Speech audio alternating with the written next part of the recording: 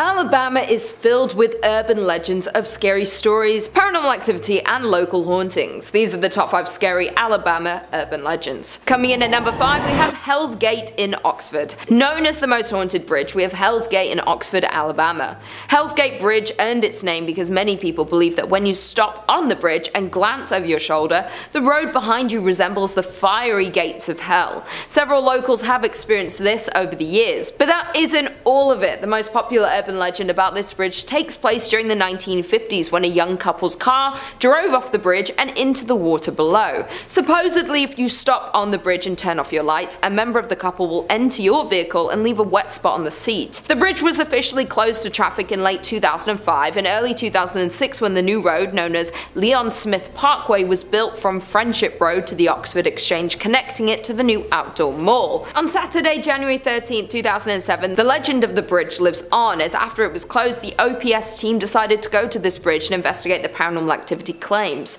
The team arrived at the site around 10 PM and placed voice recorders on each end of the bridge. In the middle, they set up a webcam suited for night viewing and took lots of pictures with the digital and 35mm cameras. They wrapped up their investigation sometime after midnight. After going through the evidence, they did not detect anything that night, though one of the members did see an object coming toward the group while we were sitting on the end of a bridge. And just because nothing suspicious was caught that night doesn't mean it isn't haunted. Coming in at number 4, we have the vanishing of Orian Williamson. This urban legend is different from most and revolves around the farmer Orian Williamson. One hot July afternoon in 1854, Orian was walking on his farm near Selma. Reportedly, Williamson's wife and family were on the front porch of the farmhouse. Then, neighbors passed by and waved to Williamson, who was walking in ankle-deep grass. Orian waved back before vanishing right before the eyes of his family and neighbors. The party ran to the site, frantically searching, but found no sign of Williamson. Soon, a search party was formed, and 300 men are said to have come to search for the farmer. No sign of Orian materialized, even though the effort continued well into the night. As news of the inexplicable vanishment spread, more volunteers and a team of geologists arrived. They dug up the field to see if the ground was in any way unstable or unusual. There was only solid rock a few feet below the surface. No holes, crevices, or cave-ins, nothing that could explain the event. Reportedly, Mrs. Williamson and her son could hear Orian's voice calling for help for weeks afterward, growing fainter and fainter. Each time they would rush out onto the field only to find nothing. Gradually, Orian's voice faded into a mere whisper, then disappeared forever. After no amount of searching turned up anything, the judge declared Orian dead. The following spring, it is said, a circle of dead grass appeared to mark the spot of the unlucky farmer's disappearance. The German scientist Maximilian Hearn, author of the book Disappearance and Theory Thereof, speculated that Orian walked into a spot of universal ether. He believed these places lasted a few seconds and could completely destroy all matter within them. Another scientist theorized a magnetic field had disintegrated Orion's atomic structure and sent him into another dimension. In at number 3, we have the ghost of Sally Carter. The story of Sally Carter begins in the mansion of Cedarhurst in 1823 when Sally was visiting her sister. While she was visiting, she was struck by a quick and fatal illness and passed away on November 28, 1837, just 3 weeks short of her 16th birthday. Sally had loved the estate, and that is why some say you can still feel her presence there today. Reports of Sally's ghost go back to 1919 when a 17-year-old boy from Dothan, Alabama slept outside Sally's bedroom. That stormy night he had a dream that Sally visited him, asking him to prop up her tombstone. When he awoke the next morning, he explained the strange dream and told his family that he was going to Sally's grave. They laughed at him, but when he arrived, her stone had indeed fallen over in the storm. This popular local legend ends with the boy going back to his hometown of Dothan, never to return to Huntsville again.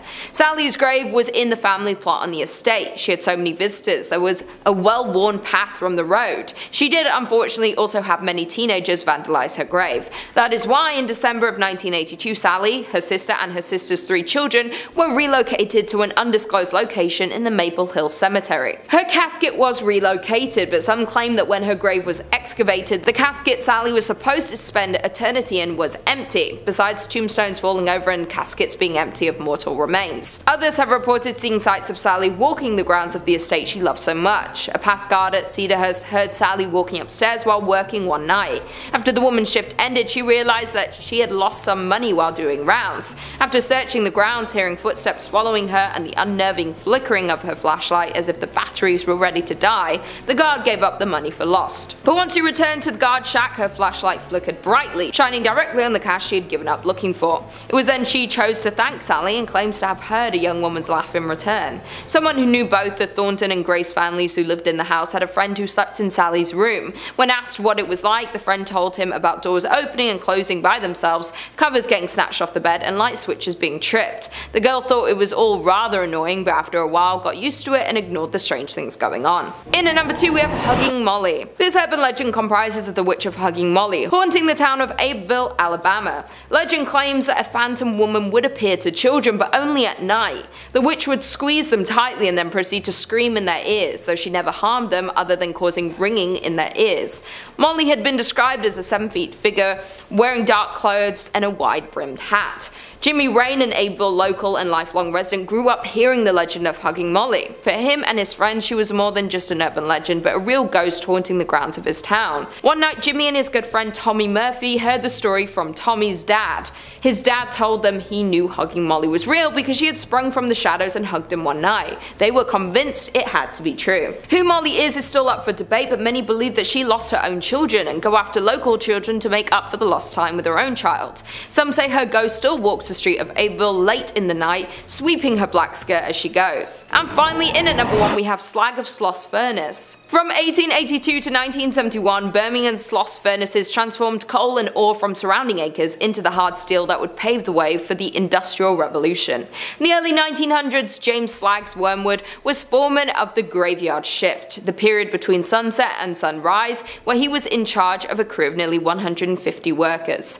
During the summer months, the temperatures throughout the plant would reach more than 120 degrees. Lack of sleep, the heat and low visibility made working the furnace literally a living hell, and only the poorest of workers desperate for employment would work it. To impress his supervisors, James Slag would make his workers take dangerous risks, forcing them to speed up production. During his reign, 47 workers lost their lives, 10 times more than any other shift in the history of the furnace. Countless others lost their ability to work due to accidents, mishaps, and even a recorded explosion in the small blowing engine house in 1888 that left 6 workers burned blind. In October of 1906, James Slag's Wormwood lost his footing at the top of the highest blast furnace and plummeted into a pool of melted iron ore, where he melted instantly. It was reported that Slag must have become dizzy from the methane gas created by the furnace and lost his balance, but Slag had never set foot on top of the furnace during his years of employment, leaving the death of James still a mystery. The legend of Slag's grew each year after his disappearance. Workers complained of an unnatural presence